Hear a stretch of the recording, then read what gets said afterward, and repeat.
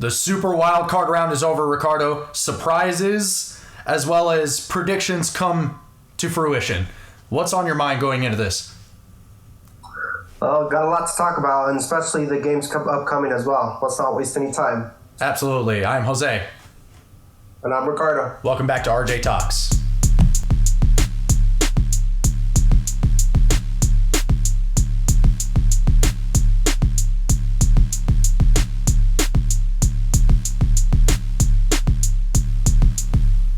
First of all, the Jacksonville Jaguars and the Los Angeles Chargers.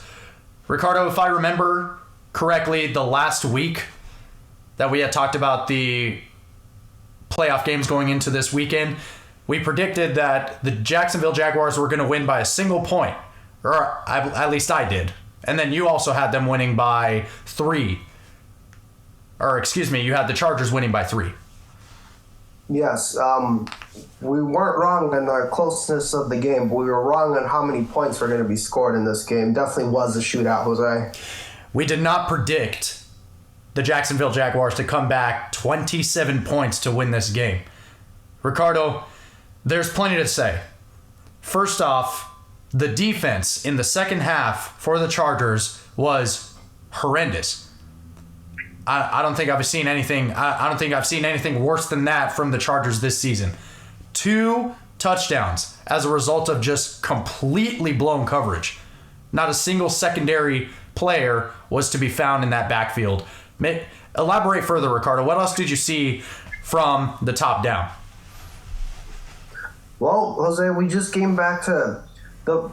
We'll start off with the first half. First half, they were playing phenomenal defense. Yes. Getting in the faces of the receivers, pushing them, moving them around. And Asante Samuel Jr. had a game to remember. Even though they lost this game, had a game to remember. 3 interceptions in the first half, looking like the heir apparent to his father, Asante Samuel Sr. But what happened in the second half, it was definitely a tale of 2 halves defensively. First half, aggressive, going to the ball, going at it. And then second half, we just saw this Chargers team that we've seen all year long.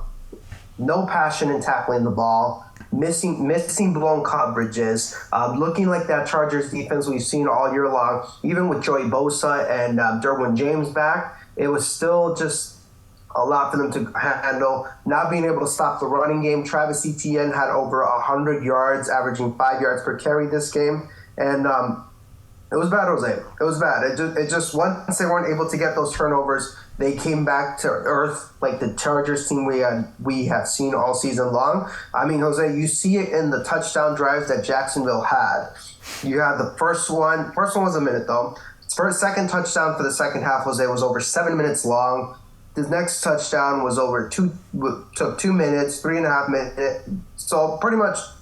Sorry. To sum up that second half touchdown, they were dominating the game. Running the football. Oh, yeah. And going over 80 yards. So that's what I can go to as far as for the Chargers defense. Just awful performance. Yeah. And then Jaguars, they just were able to key in on what the Chargers were doing. They weren't interested in trying to run the ball, so you just played back into the zone coverage, forcing Justin Herbert to make some tight throws. I mean, Jose, Austin Eckler only got 13 carries the whole game. That's it. With a 27-0 lead. Yep. It's inexcusable. And I'm honestly surprised that Brendan Staley still has his job as of today. It looks like they put the blame towards the offensive coordinator. But that's the story of the defenses. Chargers, after they got the turnovers, they came down to earth. And then Jacksonville was able to hold in on what the Chargers were doing, which is what the passing game. Justin Herbert had 43 pass attempts this game, only 273 yards. Not a good look, and they were able to sack him 3 times. An outstanding performance after that lead by the Jacksonville defense. Absolutely. Now, as far as the Jaguars' offense goes, it was also a tale of 2 halves. As you know, the first quarter alone, Trevor Lawrence threw for 16 attempts. 4 of those were to his teammates, and the other 4 were to the opposing team. He was the first quarterback in history to throw 3 interceptions in a playoff game since 1991. The very first one, though, to do it all in the first quarter.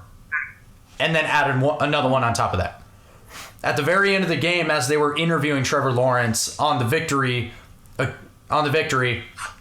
Trevor Lawrence was helmed to be the first quarterback to win and throw 4+ interceptions in a single game, in a single postseason game, mind you. It was great to see. It was great to see them come back in the second half, because any quarterback really in the postseason, especially a new one like Trevor Lawrence, would have completely crumbled underneath that kind of pressure. So in that regard, I do respect Trevor Lawrence in the sense that he was able to come out of his rut, so to speak, and bring the win home for the Jacksonville Jaguars. It's not like the LA Chargers didn't make it hard for Trevor Lawrence to do that, but at the very same time, it's still a good win on the organization that is the Jacksonville Jaguars. Travis Etienne, of course, phenomenal job by him. All right. It's something that we have seen all season. He rushed for 109 yards on 20 carries. On 20 carries, he rushed for 109 yards. So fantastic job for him. Evan Ingram was the leading receiver of the game. He had 93 yards and a single touchdown with 7 catches. He was able to do that. 7 catches. So it really stands to... this is a historic moment for the Jacksonville Jaguars, and it stands to reason that the Jaguars next year will continue to progress this way, or at least that's what my personal prediction is. All right, especially with the performance that they have had this past season, and despite all of the trouble that they have faced in this postseason game, as well as the regular season as a whole, they were still able to come out of it with a playoff win. All right, more to say than any other Jacksonville Jaguars organization within the past 5, maybe even 10 years. Because the last time we've seen something like this is when Blake Bortles was still with the team back in 2015. You got to give credit to Doug Peterson, Jose, because the fact that he had a cool head under all that happening, that's why you need a veteran head coach to calm the ship and say, we're still in this. We're not going to go crazy throwing the ball. Jose, you'd think it'd be the Chargers that would have had that running game going. But no, it was the Jaguars with Travis Etienne still running the football, still keeping their game plan going, and driving down the field. So it's safe to say that the Jaguars have their quarterback and their head coach moving forward onto the future. It seems like this has been the year for the underdogs, the Detroit Lions, the Jacksonville Jaguars. All of those two teams especially have really come out of the ashes, so to speak, to establish themselves as formidable opponents within this organization. On the flip side of it, though, which is the next game that we're going to be getting into, not going to rush into it just yet, but it seems like the old dogs are really starting to feel the pressure that comes with the younger quarterbacks of this generation. Because I was looking at a picture on Facebook, Ricardo, and I had noticed the average age of the quarterbacks that are still in the playoffs right now is between 23 and 25. All right. The oldest, I can't remember who is the oldest. I know that Lamar Jackson's up there at 25, 24, 25, I believe. It was Dak Prescott at 29. 27, 29, somewhere around there. But it's interesting to see the average age of these quarterbacks is around 23 to 25, right? We're not seeing Tom Brady anymore, unfortunately. We are not seeing Aaron Rodgers anymore. This is what we had talked about earlier in the season, Ricardo. The new guys are starting to step in, and they're starting to say, hey, old dogs, move aside. It's our time now. And it is well-deserved. Well deserved. We'll be getting into some of the younger quarterbacks as well as the podcast episode goes on, but this is definitely a reflection of the new generation of quarterbacks, as well as older teams that are really starting to come out of it. Absolutely, Jose. Could not agree with you more there. And the one thing I want to finish on this specific segment for this game is that, man, what a waste of talent this Chargers team has had. And I'm very surprised that Brandon Staley is still the head coach. But it looks like they're going to go the route of having him be that defensive coordinator and have getting Justin Herbert a real fire offensive coordinator as far as moving forward. But we'll see. We'll see how they do. I guess I was wrong about Justin Herbert for this game, but we'll see what happens. Very last point that I want to make as well, Ricardo, is this has been a trend for the Jacksonville Jaguars throughout the regular season. All right, for them to be down a certain amount of points and then for them to come back. This just so happened to be their biggest deficit that they came back from. In Week 9 against the Raiders, they came back from 17 points. All right, in Week 12 against the Ravens, the Jags fell behind 9 points. All right, came back to win it. Week 15 against the Cowboys, they fell down 17. They came back to win it. And Week 18 against the Titans, they fell behind 10 points, and then they came back to win it. So this trend is continuing on. So it's not like the Jags had a very easy ride going into this playoff game, and it just seems like another storybook ending if this is going to be the last game for them moving into the next week. Personally, I believe it will be, but I don't want to put the cart ahead of the horse on that before we get to that topic by the end of it. All right? All I have to say is, Jaguars, well done. Well done. I'm very, very excited to see how they're going to continue to progress going into the next season. Yes, sir. All right. So with that, let's move on to our next game, the Dallas Cowboys versus the Tampa Bay Buccaneers. Do not go away.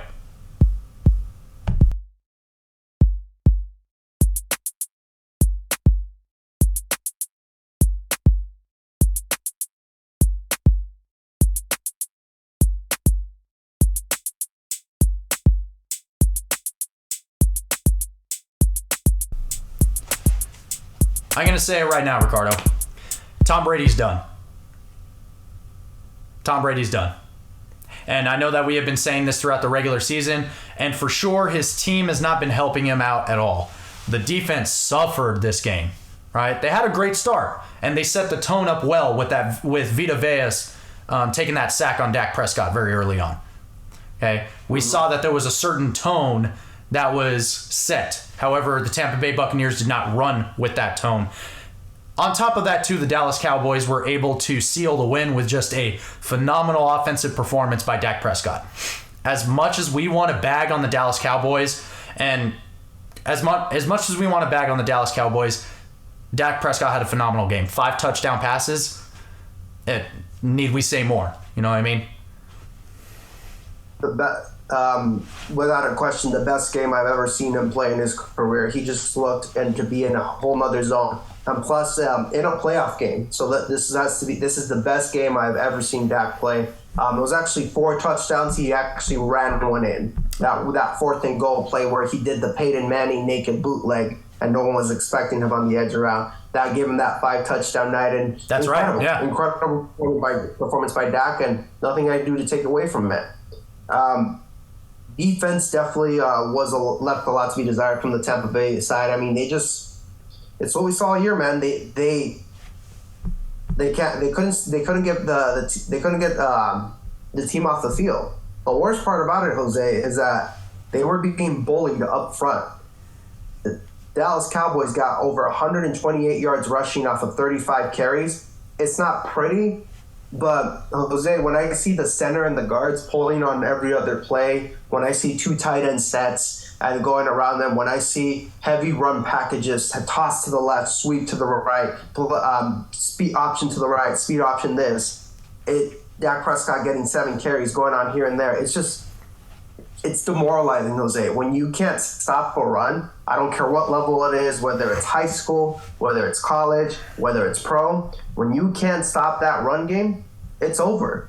It's over because it leaves so much stuff wide open. And it's funny, you think the way I was talking, you think it would just be a run-heavy game and Dak did okay. No. It was the perfect balance for the Dallas Cowboys. It's what every Cowboys fan dreams of. Running the ball great, play action, and Dak being pinpoint precise and hitting his receivers on target and getting nice touchdowns. A great game by bad game from the Tampa Bay defense, but great game from the Dallas offense. I mean, I could go more onto the game, but what'd you see out of it, Jose? I saw, personally, a lot of the time Tom Brady just struggling, right? Struggling to find any kind of chemistry between him and his pass catchers. Mike Evans for sure. Mike Evans for sure, and he's his top dog now, right? Even when Rob Gronkowski was still with Tampa and they were still finding something familiar, right? He was still able to make some long passes to Godwin, to Evans, right? Which leads us to the next question. Were the Buccaneers really a formidable playoff threat, or were they just winners of a painfully mediocre division? What do you think? I think you and I both know the answer to that question. They just got the worst division in this league. I mean, I could go back to, Jose, 2010 when the Seattle Seahawks were 7-9 teams, a 7-9 team that made postseason, and they were able to actually beat out the New Orleans Saints that hit the Super Bowl, the defending Super Bowl champs. That's right. In the home division game. So it's just a luck of the draw. That's what it was. Luck of the draw. They just happened to be in the worst division. Excuse me. Granted, we had seen throughout the game some vintage Tom Brady moments for sure, right? Where he is able to make some of those tight, pinpoint, accurate passes, right? And drive his team down the field in order to get into the red zone, right? And I had some hope. I truly did. When I was watching the highlights for this game, I had some hope that Tom Brady would, at the very least, get them to score that first touchdown when they were down 24 points, all right? Unfortunately, he threw that interception in the end zone. And as soon as I saw that, I said, Tom Brady wouldn't do that. Tom Brady would never do that. All right? The Tom Brady that we know, the Tom Brady that we have seen throughout all of these years that we have been watching football, Ricardo, collectively, we would never see Tom Brady do something like that, make a mistake that monumental under those Monday night lights, under those primetime lights. So as soon as that, excuse me, go ahead. Yeah. No, sorry. It was when they were down 6-0. It was right after Dallas had scored the first touchdown, and they missed the first of extra points. I believe that kicker was point shaving for sure. I don't know. Either he had the worst night of all time, or he definitely was in on it. But anyways, so Dallas scores the touchdown, and somehow Tampa Bay is able to drive down the field, like you said, going down the field, driving down and going. And I thought the same way you did, Jose. I'm like, oh, here we go, Tom Brady. He's gonna respond just like the champions do, and he throws a red zone pick that off. I'm just like, oh boy. And it was completely over. It was completely over his receiver. I mean, in no way could the receiver have gotten to it. Right, I'm not entirely sure. I can't remember exactly who it was intended for at this moment in time, but the fact of the matter is, and the point behind what we're talking about is, Tom Brady would never do that. So as soon as something like that happened in the game, I said it made me very nervous. It made me very, very nervous for this Tampa team, and reasonably, because we saw how this game ended. So as far as this Tampa Bay team goes, it's a true shame to see it just in shambles like this when just 2 years ago they won a Super Bowl. Mm-hmm. And Jose, this will be my final point on the topic here. We're just hearing things come out like he could go to Oakland, he could go to a bunch of other teams. It's like after the season goes on. But what did we say when he came back from retirement, man? I was like, why come back? Like, It was great. It was good the way he ended. He left on top, and like unless there's a 360 play, if he decides to play another year, unless he has a Tom Brady season for next year, it's a lot of people are going to remember this final year. If they won't remember the 2 years before where he was still all pro, awesome Tom Brady. So that's my whole thing about it, is that I wish I could have seen him leave on top. I told you when they won that first Super Bowl, Jose, I'm like, that's it. Just retire. That's all you needed to prove. Right. You have nothing left to prove. Right. So, yeah. And even that's how I see it. And even then, when you started talking about it, Ricardo, I said, I mean, he has some real potential with this Tampa team, but after seeing the outcome, especially having it culminate to this point, it's fair to say that it's done. It's over. And it's not coming out of any kind of shame for being a Tom Brady fan. I'm always going to be a Tom Brady fan through and through personally. Yeah. He is the man, aside from yourself, Ricardo, that got me into football to begin with. And then here we are creating this podcast. If it had not been for you showing me that Brady 6 documentary back in 2015, right? We wouldn't be here talking about football and having this podcast. With that being said, Tom Brady, we love you. We love you. We think you're the greatest of all time, and that will never change in my eyes. That will never change in my eyes. And I know that it will never change in your eyes either, Ricardo. So I think at this point in time, it would be wise for him to hang up the pads and live his life. He's earned it. He's got nothing left to prove, Jose, and I'm one of the few who still remembers him when he only had 3 Super Bowl rings and he was struggling to get that 4th one. It's done. You did it. It's over. Like it's okay. Like you made it. You played to the age of 45 like he said he would. Like no one's gonna replicate that. And he did good. It's done. It's done, and it's never going to change how people feel about him. You feel the way you feel about him, the same way you felt about him 10 years ago, 5 years ago, or even last year. It will never change. But to the Dallas Cowboys, give them credit for winning this road playoff game and finally performing in the postseason. Most definitely. After year of mediocrity. Yep. I do want to give them that credit. They went out there and they earned it. Like how Tom Brady said, they earned it. They earned it. It wasn't luck coming down from it. It wasn't something that just happened upon them. They went out there and took it. So credit to the Cowboys. Those are my final thoughts on this game, and I'm going to miss Tom Brady. I'm assuming he's going to retire after this. I'm assuming as well. The very last thing that I want to say to the Dallas Cowboys is job well done, for sure. Next week is going to be their real test, right? Because this is the highlight of their season, and this is the best that we have seen Dak Prescott play.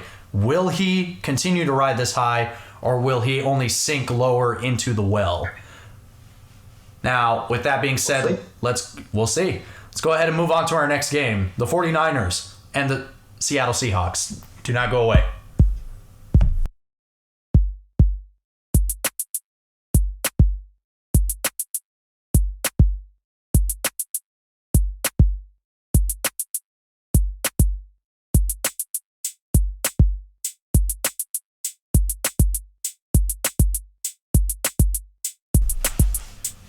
Let's give credit once again where credit is due.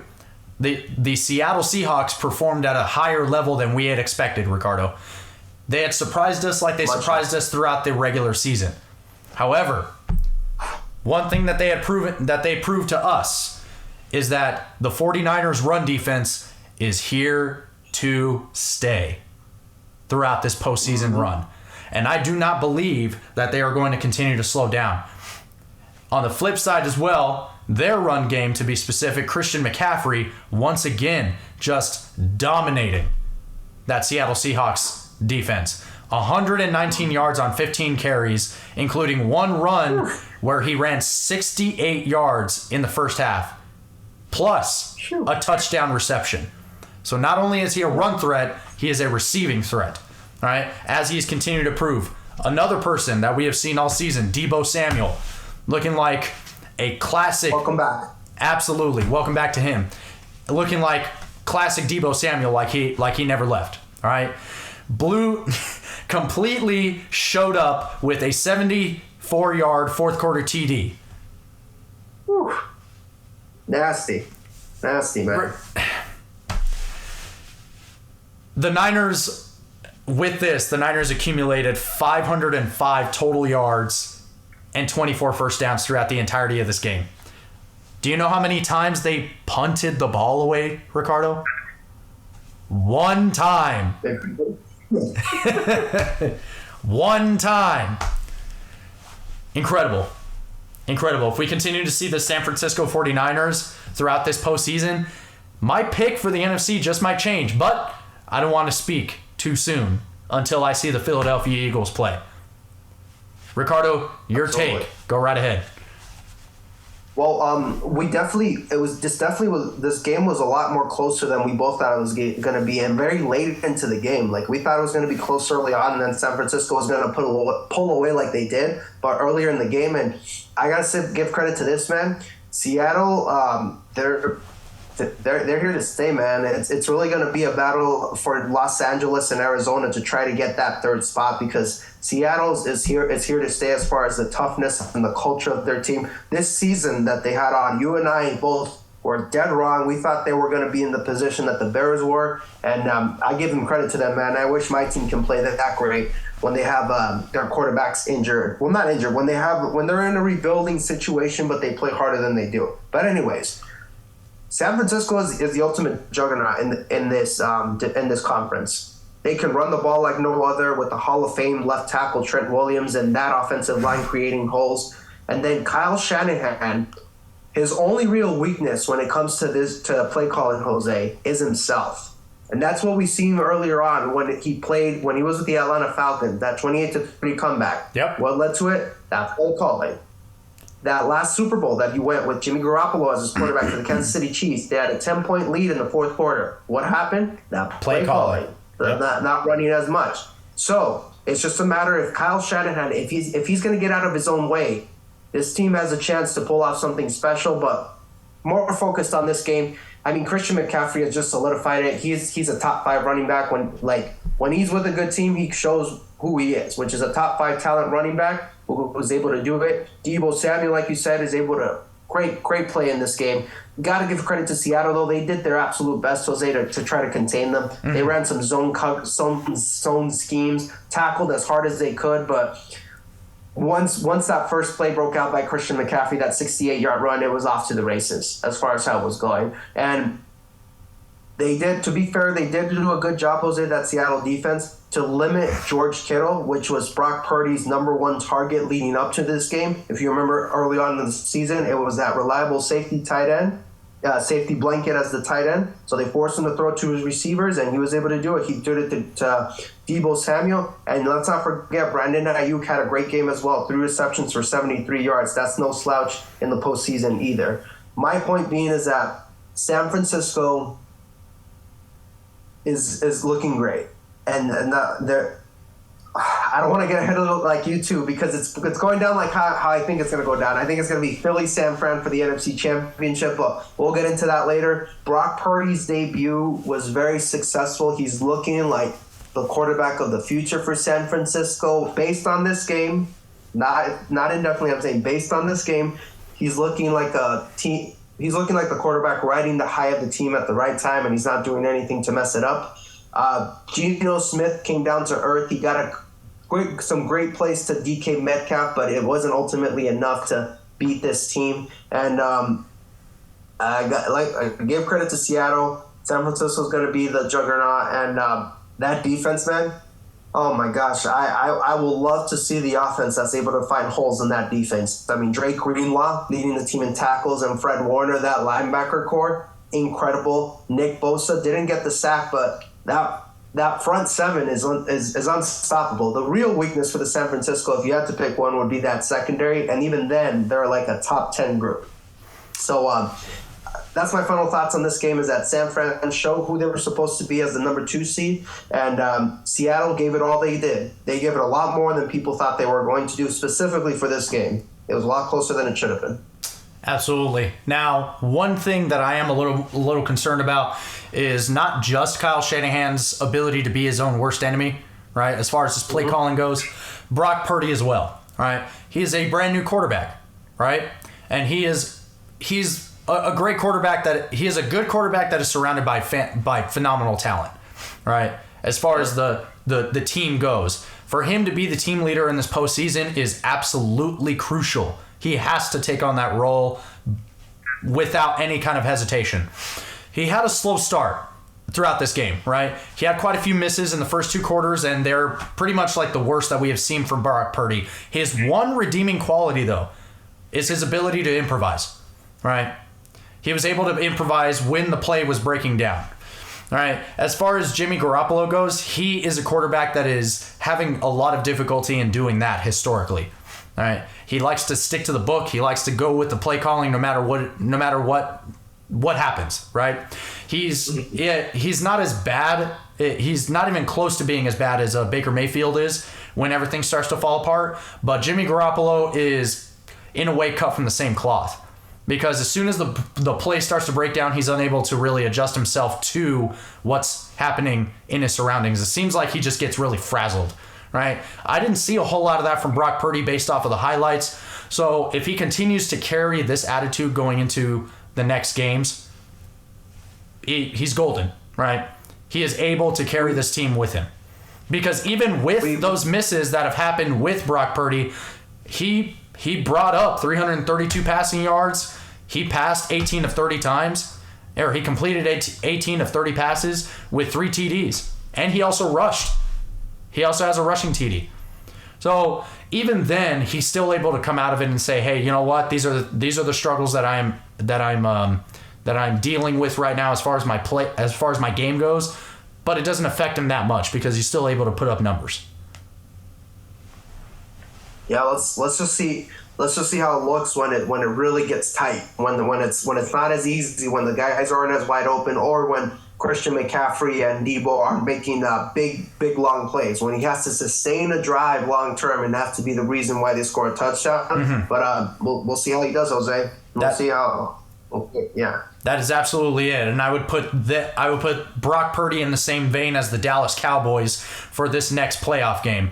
Let's see how they do when they are truly tested against some top-tier talent. All right? But with that, those are my closing thoughts on this game, Ricardo. If you're ready, I'm ready to move on. I'm ready to move on as well. Let's do it.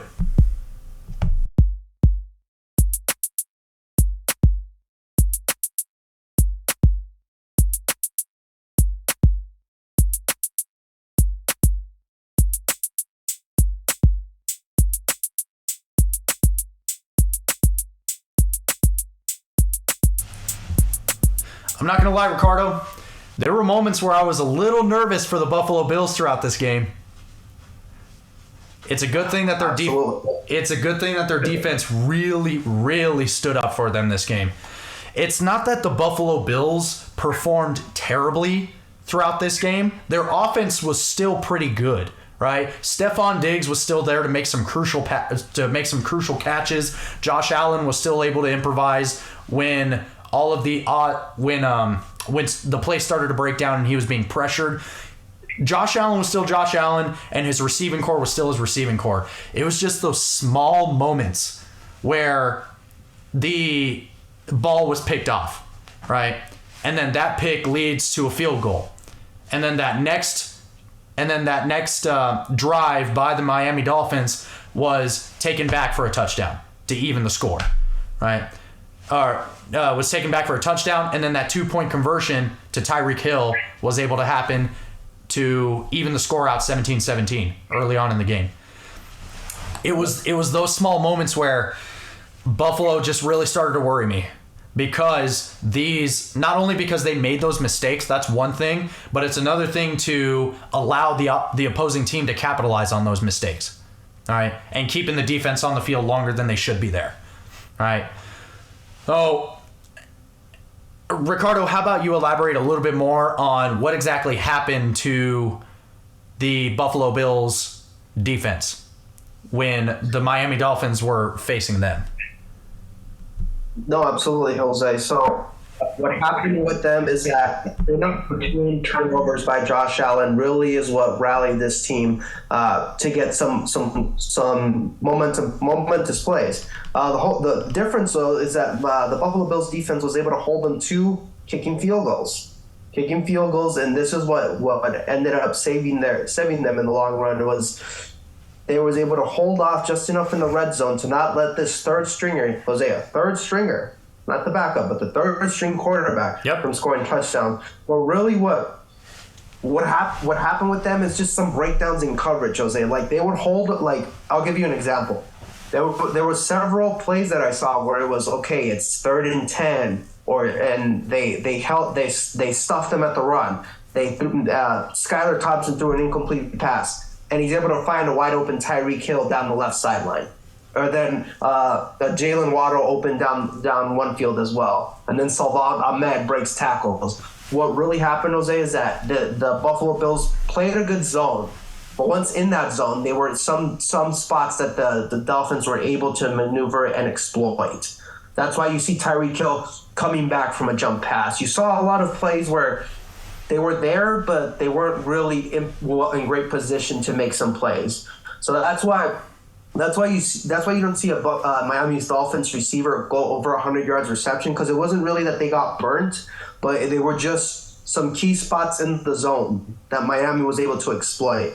And to be quite honest with you, Jose, if they had Tua at the quarterback position, this might have been a different result going down the ladder here. But that's what I saw pretty much, is inopportune moments on third downs. Specifically third downs is what happened, because they stuck them up in the run, Jose. The Miami Dolphins were only able to run 42 yards the whole game, 20 rushes. So it was just a matter of key turnovers that Josh Allen created for the offense to set them up with some momentous occasions. But like I said, man, they were able to hold it, having them kick field goals. And I saw this game from start to finish. I was very nervous as well. When I saw Miami's defense, I'll go a little into Miami's defense as well. What they were able to do is they played a lot of man coverage, Jose, is what ended up happening. They played a lot of man coverage, and they blitzed a lot in this game. That defensive coordinator left it all out on the table. And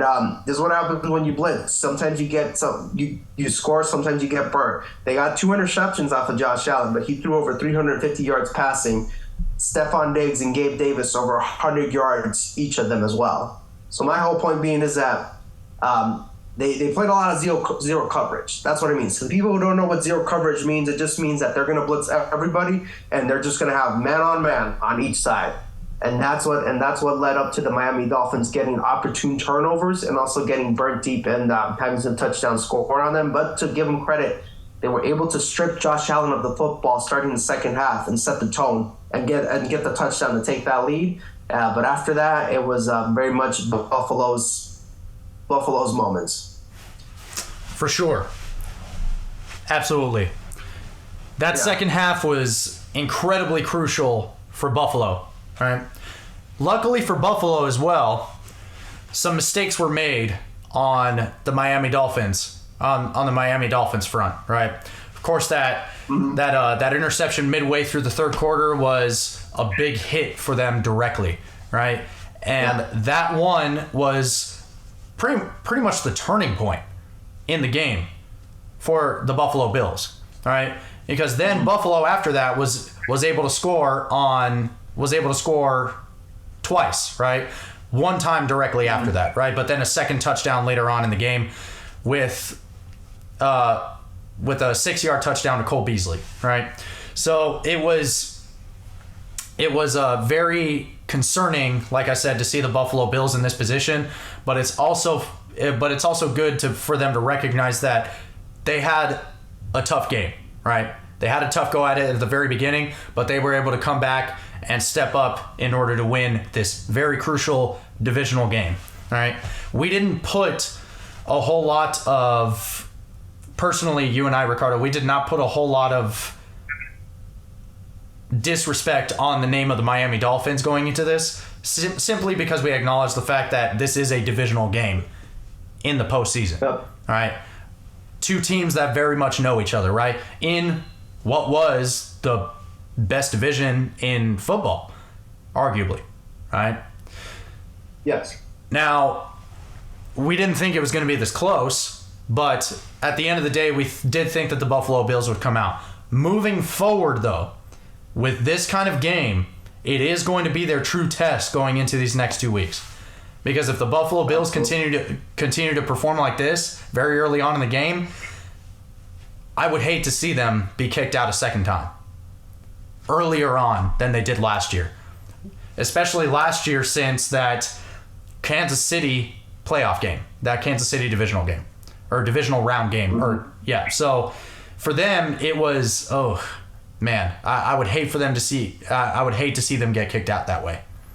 All right. So the Buffalo Bills really need to step down going into this next week and say, you know what? That was a close call. We cannot have another one like that. We absolutely cannot. And it's just, Jose, what concerns me as well is that Miami's defense is not that top tier. Mm-hmm. They got 7 sacks on Josh Allen. 7 in a postseason game. That's not good. That's not good offensive line play. That's not good scheming. And if it comes down to Jose, they gotta run the ball more to help him out. He threw the ball 39 times. If you get it down to like the low 30s and like maybe like low 30s range and have an efficient like enough running game, that's a win for Buffalo, because it seems like at times Josh Allen tries to do too much and he becomes Brett Favre in some plays. With those interceptions that happen, he just looks ridiculous in key turnovers. So they gotta contain him. They gotta contain him because you can't have 7 sacks. No, Jose, the guy had a 26 QBR. 26. You'd think they would have gotten blown off of that, but no. So I'm very concerned for Buffalo heading into this next game, but I do not deny their talent. They just gotta find a way to harness it. they absolutely do. They need to hone in. And personally, I do think that the Buffalo Bills will come out of this stronger, right? And they absolutely have to when they're going to be facing the victor of the next game that we're about to talk about, the Cincinnati Bengals. So do not go away for that.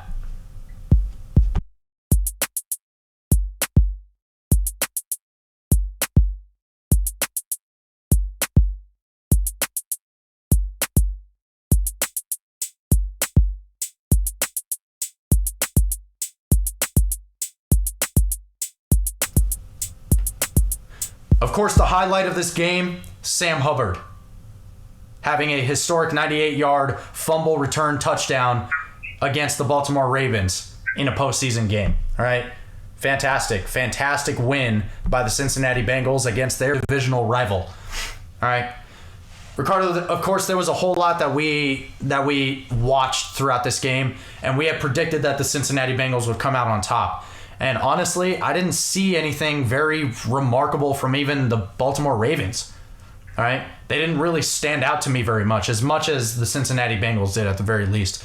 So maybe you can shed a little more light on that. Was it the defense of the Cincinnati Bengals that stopped him, or was it the Baltimore Ravens offense's own doing that caved them in? A little bit of both, Jose, and a lot of it has to do with like having a backup quarterback in that position. I mean, give credit to Tyler Huntley. He tried his hardest to play this game. It just didn't turn out for him. But let me get more into the details as far as what's going on. I mean, Jose, I can't gloss over this fact. I mean, Baltimore Ravens ran the ball 155 yards, and they're known for running the football. Right. They it's no secret that they're gonna try to run the ball down your throat.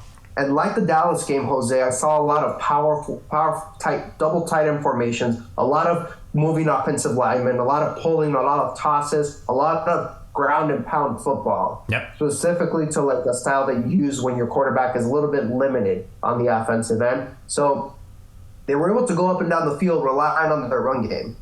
What was the difference ultimately as far as them winning this game is that Baltimore was able to stiffen their neck. They were able to stiffen their neck, and they were able to make key plays in the moments of this game. So one key adjustment that I saw him make, Jose, is that the guy that I always look for on the defensive side for Cincinnati, Trey Hendrickson, was benched for a majority of the second half. And the reason being is because he just wasn't big enough to deal with that offensive line and to make some key holes in that Baltimore Ravens run game. So who did they have at the defensive line, at the defensive end, starting most of the time? The hero of the game, Sam Hubbard. They had him starting in Trey Hendrickson's spot at defensive end because they needed a bigger body to contend with not only with the offensive line, but the tight end of Mark Andrews and Patrick Ricard, the fullback, who's 300 pounds, trying to set those edges for that running back. So they needed bigger bodies to lead into the game. And that's what it came down to, Jose, is they played a lot of two deep safety, and forced them to run the football. They were daring the Baltimore Ravens. You're going to run the football, but you're not going to beat us running it all day long. And the thing is that Tyler Huntley had a great game. I mean, they were leading the game 10-9 in the first half. They were leading the game, and they were able to respond when Baltimore was able to respond against them. Now, let's break down the play of the night. the play of the night that ended up changing the momentum of the game and what ended up winning the game for the Cincinnati Bengals defense. What ended up happening is that I don't know what the play call was supposed to be, Jose. The running backs, J.K. Dobbins argued that the ball was supposed to go to him, but it looked to me like a QB sneak. They had two backs in that position to try to run a QB sneak for Tyler Huntley to try to win the game. What ended up happening is that the defensive line for the Cincinnati Bengals was able to neutralize the offensive line. So when you neutralize that offensive line and you're not necessarily like break through the barrier, but when you're able to hold them still, it comes down to your linebacker and your safeties making a play for you to stop that quarterback from coming in.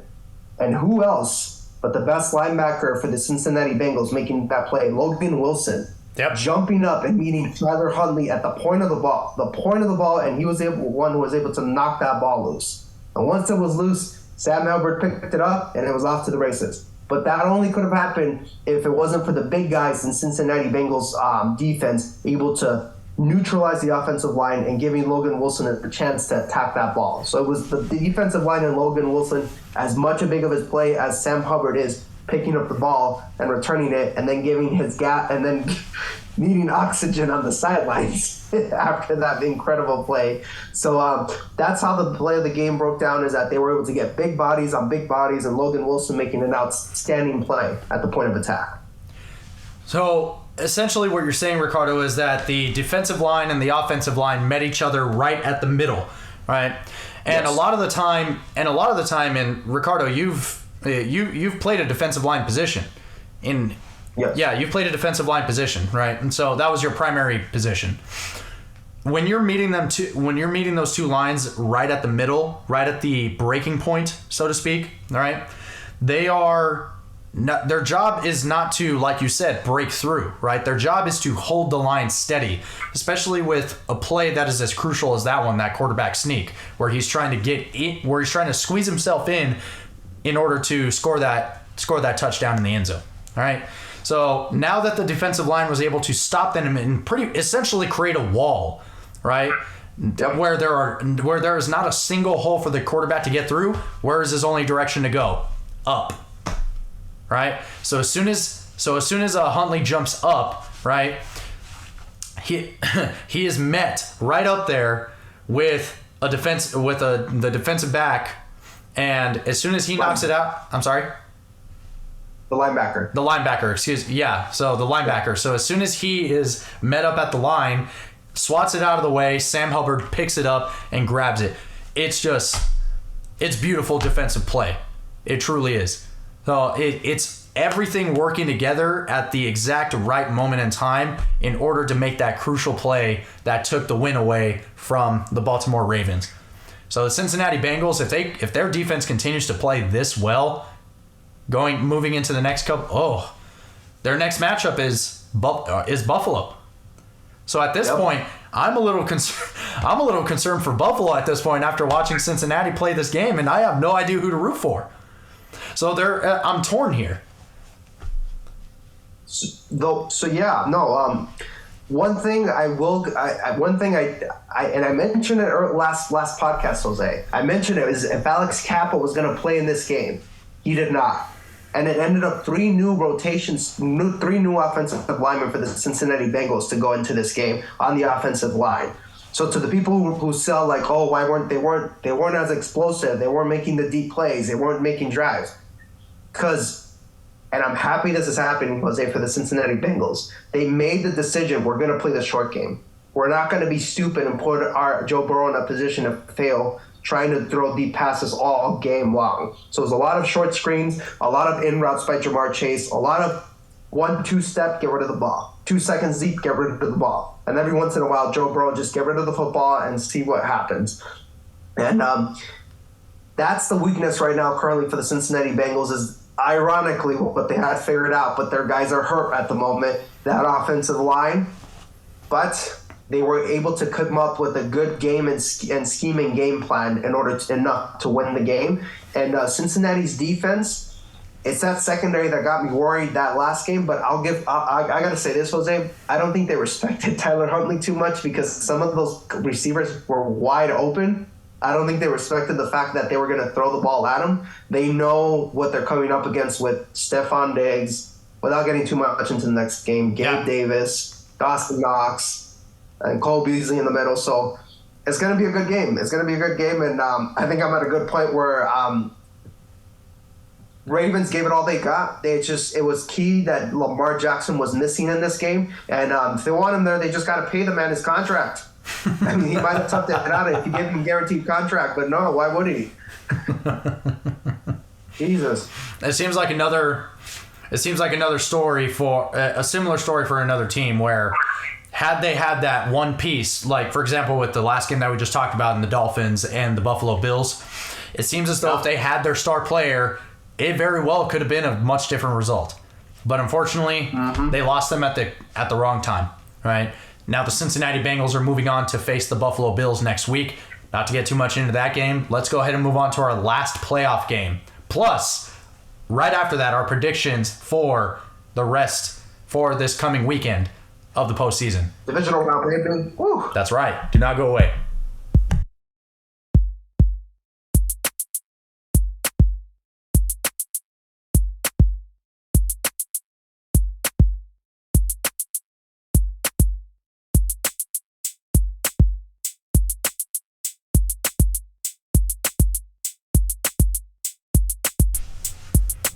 It's another story, Ricardo.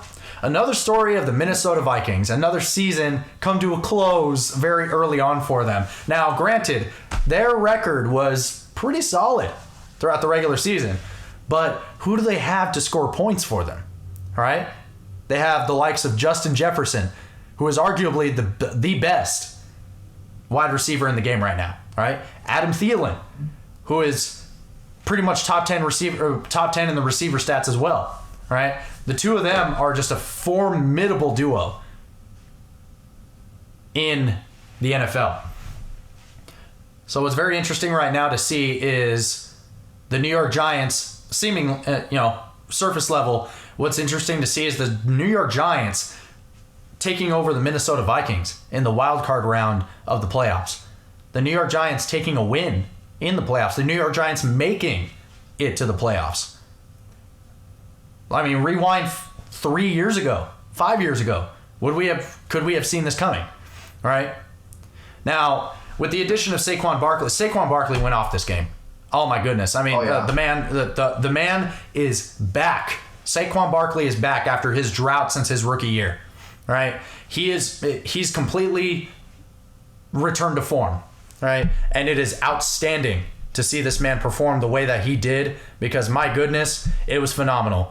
I mean, bad opposing defense or not, Saquon Barkley had a phenomenal game, and I cannot speak any more to that. And I really can't say how excited it makes me to see a player who has been struggling after an injury throughout all these years, all of a sudden just come back this season and go, hey, you know what? I am that guy. I am that guy for this team, and I'm here to stay for sure.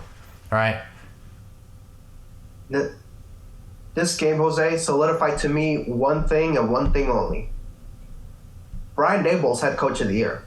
It's no question after this game. It's done. It's over with. There's nothing more we have to argue about. Last year, they had a similar team, granted different pieces, but the same quarterback and the same running back. And what was that end result for that last year? Laughing stock, top 10 draft pick last year in the NFL. Yep. It just shows the difference that can happen when you get the right head coach to do the absolute best that he can with the pieces around him.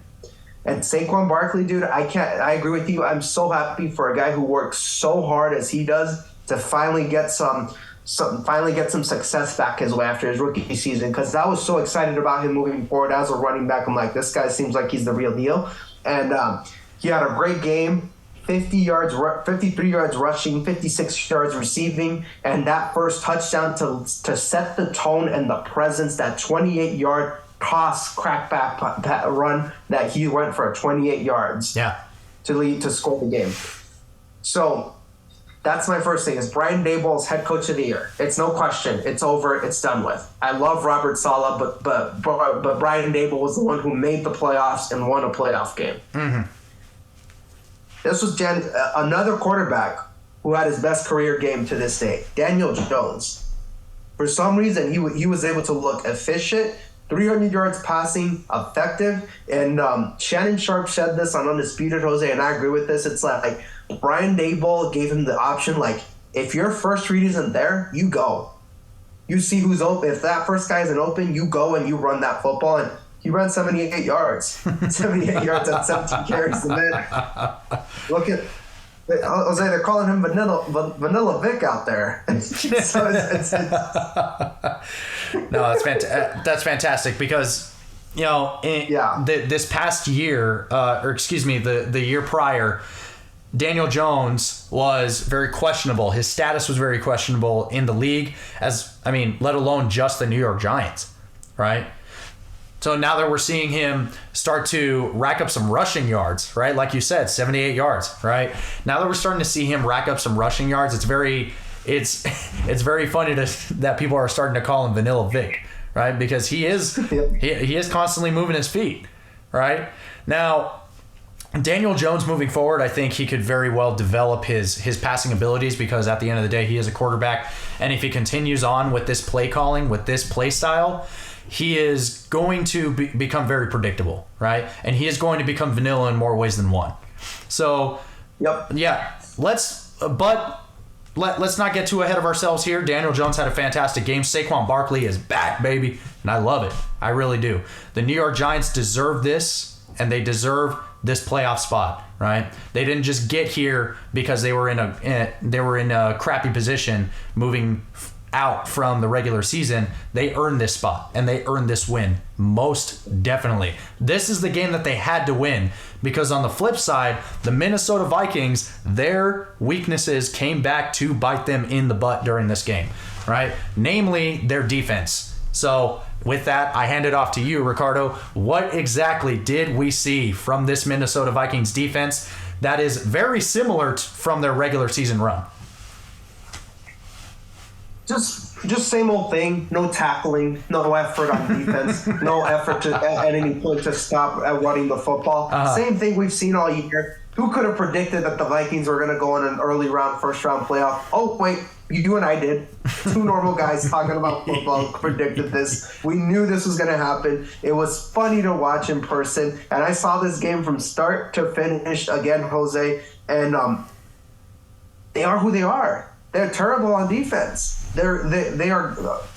I'll say it. They're god awful. Okay, they tried everything that they could. They tried man. They tried some zone coverage. They tried to blitz, and the Giants just had an answer for every single thing that they absolutely did. But more about it, Jose, they got whooped at the line of scrimmage.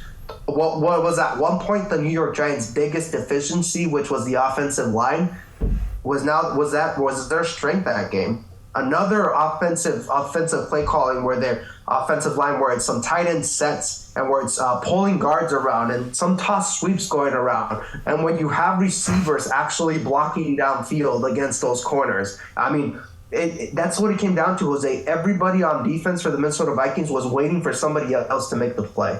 Was waiting for somebody else to tackle Daniel Jones or Saquon, or was waiting for somebody else to cover Isaiah Hodgins, who had an incredible game, I add you. Isaiah Hodgins pointing out his name as the New York Giants wide receiver, incredible in the postseason, mind you. But that's what it came down to defensively, Jose, is lack of effort. And no matter what they threw at them, they weren't able to stop the Giants. They weren't. I mean, it was just physical football. They punched the Vikings in the mouth, and they weren't able to recover at all.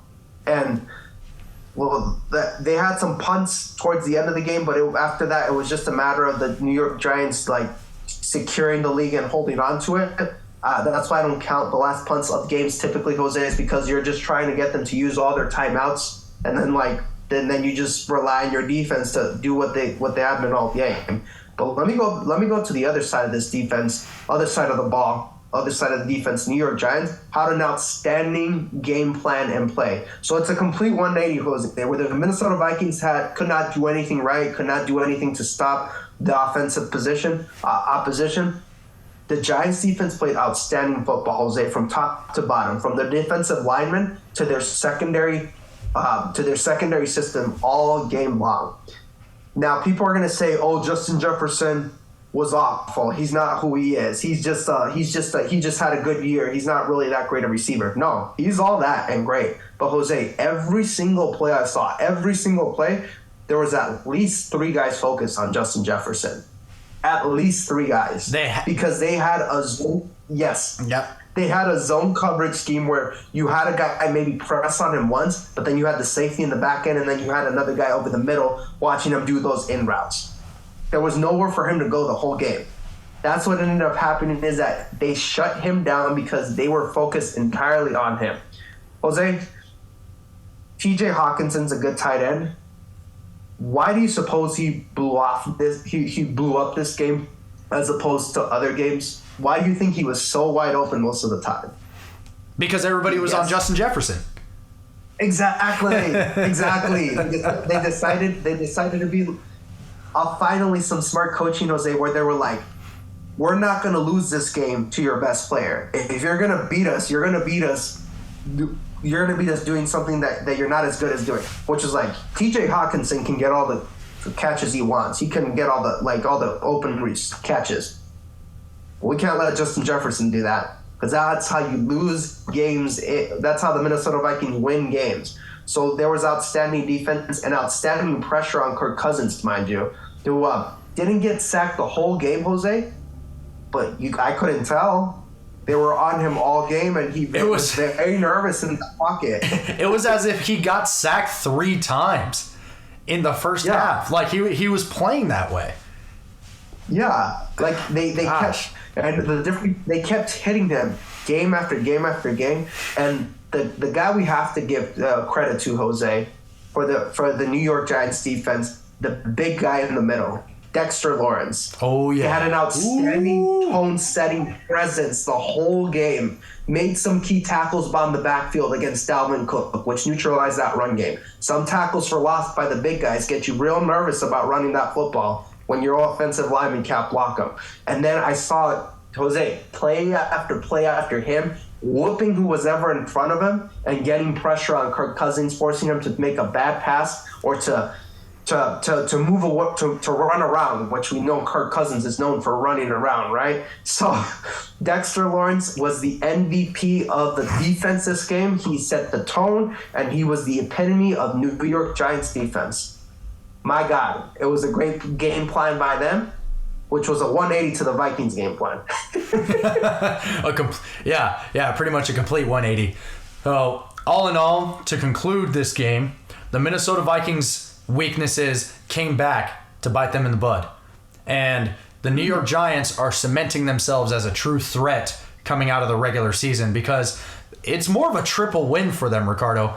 Number 1, they made the playoffs, right? Number 2, they got the playoff win, right?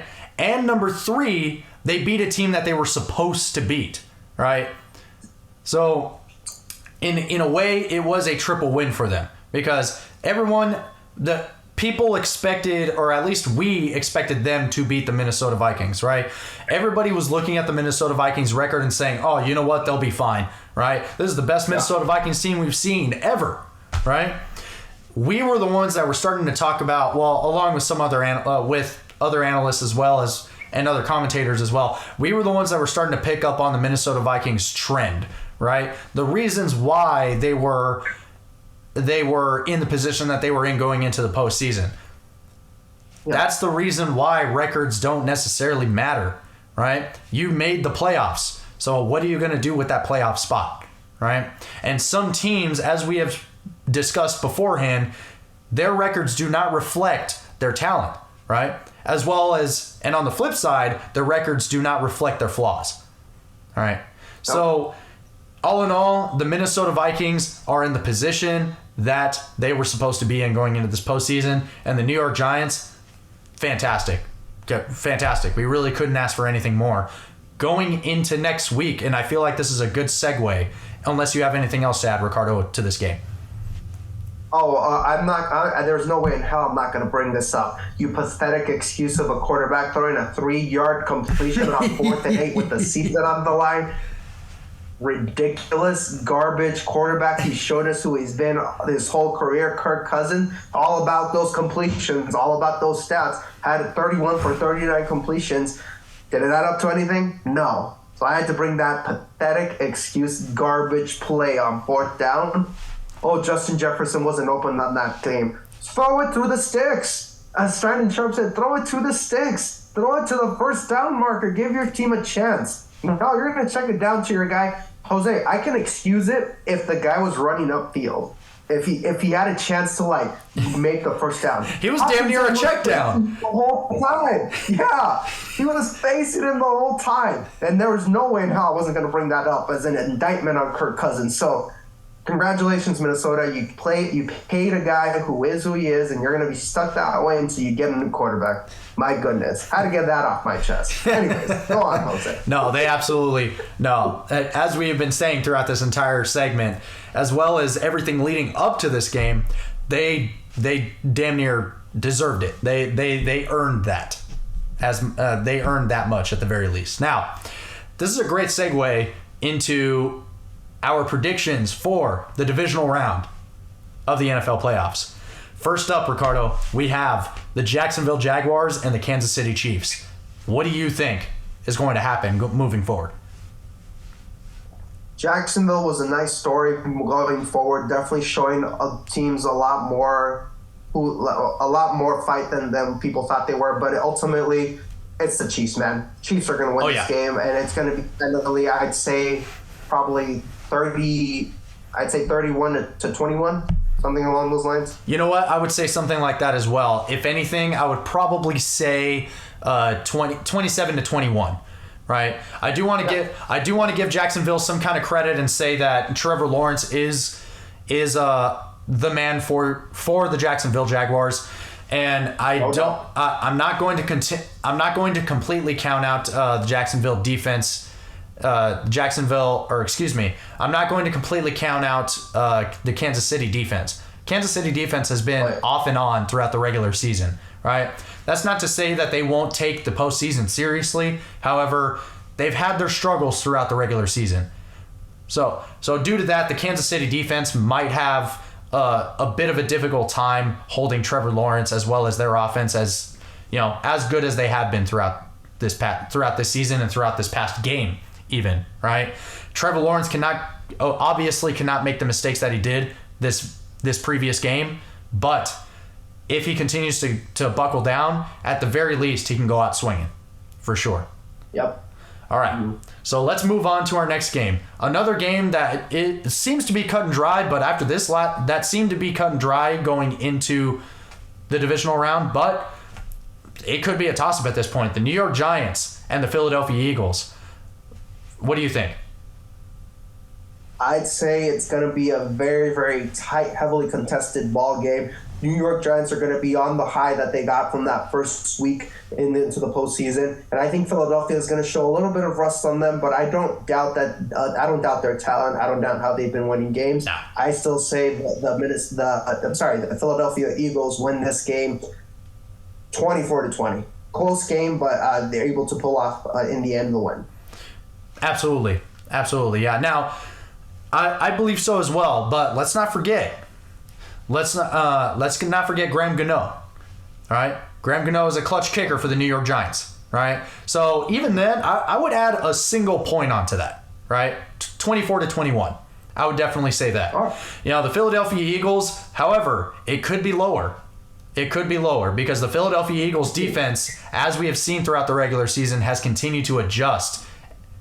And they've continued to add some pretty solid weapons going into their defensive front as well as their defensive back, right?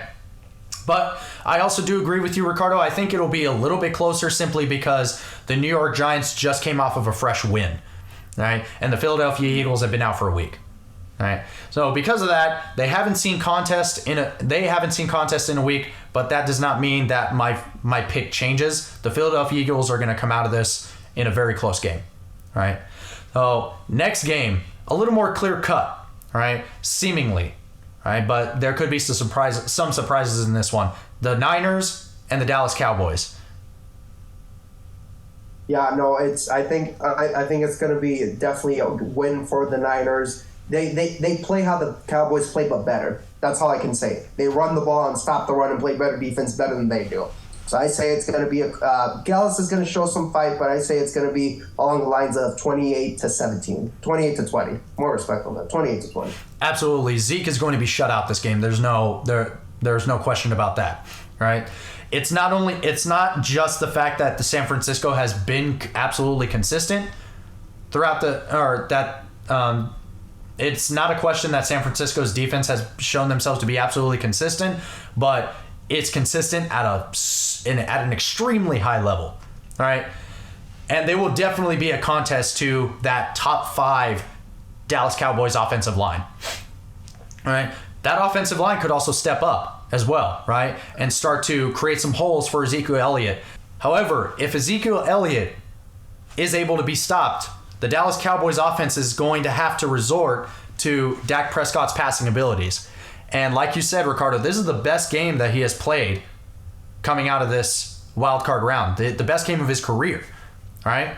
Everything, yes. But it's this game, and here are my hands, people. Just above my head is that game, the game that he has just played, and a significant amount of space going into his second best game, right? Mm-hmm. So Dak Prescott he has his moments, but he's not a consistently good quarterback. He's just not. And going into this next game, this is his true test. For bar none, this is his true test. He played against a very struggling Tom Brady offense. Still Tom Brady for sure, but a very struggling Tom Brady offense and a very struggling Tampa Bay defense with Todd Bowles, the defensive genius, at the helm. Jose, I definitely agree with you. It's going to come down to the fact, once they be a top 10, top 5 quarterback, this is the game to prove it. This is the game to prove that contract money, that contract that they paid for you, you got to win these tight, close games. For God's sakes, it's Cowboys versus the Niners. This is like the 90s all over again for trying to see who's going to come on top of the NFC. That's so right. Dak has to show if that was just a fluky game, that was his best career game, or if he's ready to be amongst the elites. We'll see. Absolutely correct. And even if they do lose, you know that Jerry Jones is going to turn this around and make this into some PR, some great PR for the Dallas Cowboys, saying, "Oh, we faced the San Francisco 49ers." Like you said, it's a classic 90s matchup, right? When Troy Aikman, you remember when Troy Aikman was with the team? Yeah. You remember Emmitt Smith? Yeah, we do. That kind of stuff. You know what I mean? Yeah, so it's not so much that the Dallas Cowboys are a bad team. They just crumble under the pressure. They are just not that good under that kind of pressure, and San Francisco is most definitely the team to be contested with in that regard. Because the Tampa Bay Buccaneers, they suffered all year, and it just unfortunately came to an end for them against a very well-performing Dallas Cowboys offense and defense going into this game. So before this game, so these two are really going to be battling at it. My score prediction, Ricardo, 31-21. I think it's going to be a solid 10-point lead. Solid. Like I said, the Niners do everything that the Cowboys do, but better. The only difference is that they have a rookie quarterback at the helm. That's correct. And I mean, good luck to Dallas with stopping Christian McCaffrey and Deebo Samuel. I mean, if Brock Purdy can't get it up into the air, give him the ground and pound with Christian McCaffrey. Yep. They paid good money for him, and they are utilizing him to the very best of their abilities. So great on them. San Francisco, they're really going to come away with it, bar none. There's no question about it. So with that, let's go ahead and move on to our final divisional matchup. All right, and this one's going to be the one that is it's going to be hard to talk about, Ricardo. It's really going to be hard to come to a conclusion about the Cincinnati Bengals and the Buffalo Bills. Now, going into this game, Ricardo, the Buffalo Bills were our pick for the Super Bowl. All right, but now that they're facing an ever-growing Cincinnati Bengals, as far as skill level goes, it's going to be a very difficult pick. What do you think? It's going to be a difficult pick. It's going to be a very difficult game. It's going to be very, very close against two of the elite top quarterbacks in the NFL, and Josh Allen and Joey Burrow. I have to say, it's hard picking this, but my gut is telling me something, and I'm going to follow my gut in this game. It's going to be a high-scoring shootout, but it's going to come down to someone kicking a field goal at their last drive and someone scoring a touchdown. I have to say, Jose, I'm picking this game to be 35-31 for Cincinnati. That's and I know we're going to be different on this game, but oh man, this what I've seen all regular season and the last playoff game, it's just showing me that the Cincinnati Bengals are ready to go back to the AFC Championship to face Kansas City one more time. And as much as I root for Buffalo, I can't deny the fact that Cincinnati has the same amount of weapons as them. You got Diggs, Davis, Knox on one end, and then you got Chase, Higgins, Boyd, and Hunter Henry on the other. And However, oh my gosh. Yeah, the one saving grace, the one difference that's going to happen in this game that I think will secure the win for the Bengals, they're going to run the ball more effectively, and they're not going to run the ball to be afraid to run the football and be afraid to trust their running backs to win the game for them. So that's how I'm going to see it. You're going to say something different than me. I know, but I have to go with my gut. What do you think, Jose? Oh, man, absolutely. Well, I'm going to stick to my previous prediction, and that is the Buffalo Bills. I do agree with you on the front that it is going to be an extremely close game, and I also do agree with the claim that it is going to be a shootout, for sure. These two quarterbacks are no strangers to passing the ball. They are no strangers to air raid, right? So for these two quarterbacks, it's really just going to come down to who can handle the pressure the best. All right. Josh Allen has proven to be a clutch quarterback under that kind of pressure, but so has Joe Burrow. Right. These two teams are very, very similar in their setups. Right. What's going to come down to it, Ricardo, and this is something that you have told me time and time again, is their respective defenses. How are they going to show up? The strength for the Cincinnati Bengals, as we have seen in the game previously, is their D-line. Their D-line is able to shut stuff out, right?